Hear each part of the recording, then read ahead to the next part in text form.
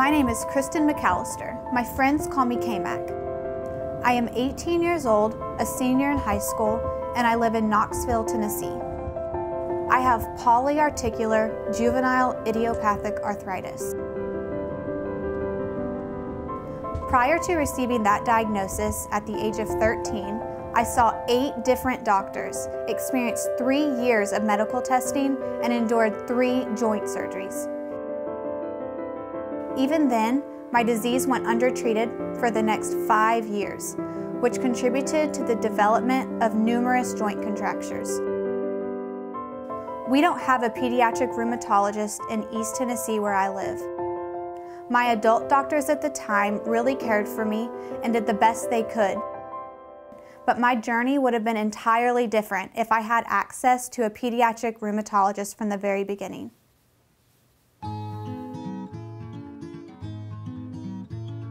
This past summer, we discovered the Pediatric Rheumatology Clinic at Children's of Alabama. Now I travel to Birmingham for my monthly infusion treatment and every other month to see Dr. Lowe at the clinic. He's my hero. This trip takes us about 4.5 hours each way and requires an overnight stay at a hotel. Sadly, there are only about 250 pediatric rheumatologists in our country to take care of the 300,000 children like me. In many places, there aren't any. Before 2007, there was not even a clinic in Birmingham. Alabama does not have, at this time, a board-certified pediatric rheumatologist practicing anywhere in the state. Making the diagnosis of these patients early on in the treatment, aggressive treatment with anti-inflammatory medications and physical therapy is really the way to prevent chronic joint deformations and eventual permanent disability. Pediatric rheumatologists bring an ability to look at the child as a whole in a way that an adult rheumatologist cannot. Children are not little adults. One of the real deficiencies that we had at Children's of Alabama was for 5 years we had no pediatric rheumatologist, none. It was a glaring hole in our effort to be a full-service children's pediatric center. It became evident to me as time went on that we were falling short of providing adequate care for children with these diseases.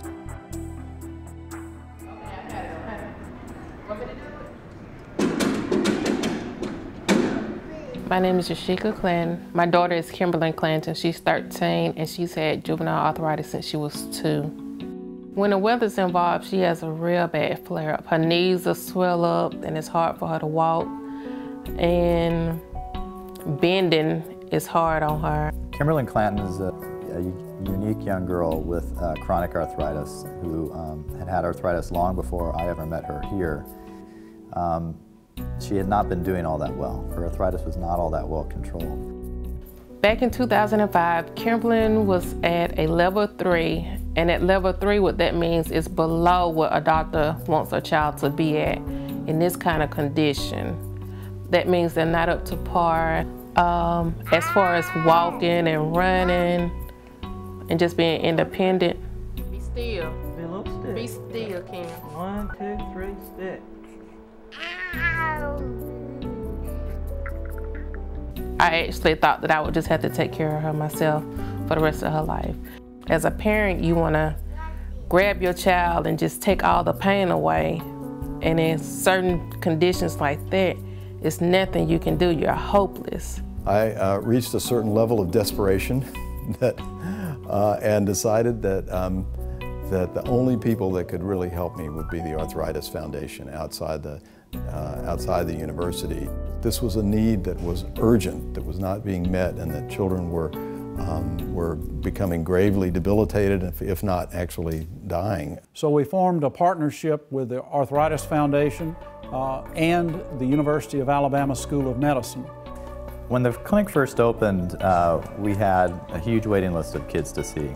We were full of a lot of pent-up demand for kids who needed to see rheumatologists for many, many years. And really for the first 4 years or so of us being here, we saw kids who were very sick. Today, we have not one, not two, but 5 pediatric rheumatologists here at Children's of Alabama, and they serve literally thousands of children from this surrounding area. I am a perfect example of why it is so important for all kids to have access to a board-certified pediatric rheumatologist. Their training helps them understand and treat arthritis in children, which is very different from arthritis in adults. Current research shows that JA should be treated quickly and aggressively to prevent joint damage, joint contractures, and permanent loss of function or range of motion. There's no question in my mind that having the human resources right here at Children's of Alabama has made a tremendous difference in the lives of not only our patients, but our patient families.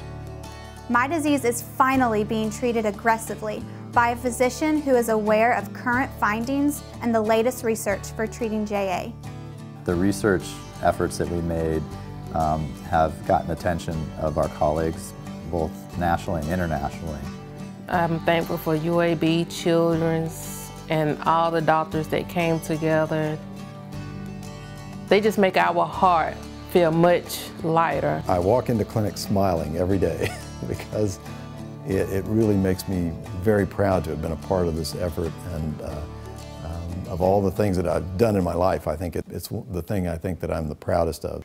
Now there's an opportunity to go a step further.